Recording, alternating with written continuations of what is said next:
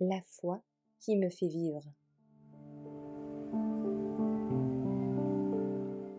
Larmes et conflits le 17 novembre. Se tenir debout comme les braves. Servant le Seigneur en toute humilité d'esprit et avec beaucoup de larmes et de tentations, ce qui m'est arrivé à cause des Juifs qui m'attendaient. Acte 20, verset 19. Dans l'époque d'Adam jusqu'à nos jours, notre grand ennemi a exercé son pouvoir d'oppression et de destruction. Il se prépare maintenant pour sa dernière campagne contre l'Église.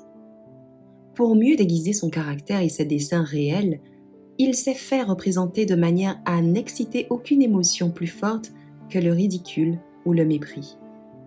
Il aime bien qu'on le dépeigne comme un objet ridicule ou répugnant, difforme, mi-animal et mi-humain. Si Satan était si rusé au début, que doit-il être maintenant? Après avoir acquis une expérience de plusieurs milliers d'années. Pourtant, Dieu et les saints anges et tous ceux qui demeurent dans l'obéissance à toute la volonté du Seigneur sont plus sages que lui.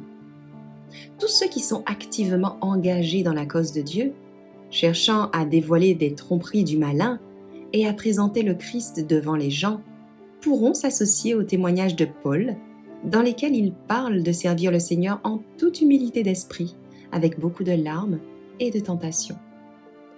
Le tentateur n'a pas le pouvoir de contrôler la volonté ou de forcer l'âme à pécher. Il peut bouleverser, mais il ne peut pas contaminer.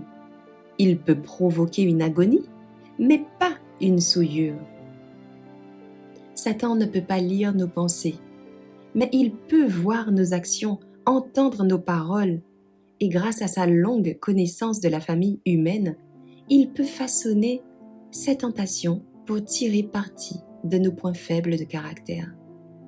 Et combien de fois ne le laissons-nous pas entrer dans le secret de la manière dont il peut obtenir victoire sur nous? Oh, si nous pouvions contrôler nos paroles et nos actions! Satan a assailli le Christ avec ses tentations les plus féroces et les plus subtiles, mais il a été repoussé dans chaque conflit.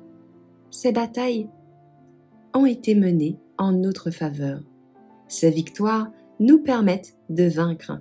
Le Christ donnera la force à tous ceux qui la cherchent.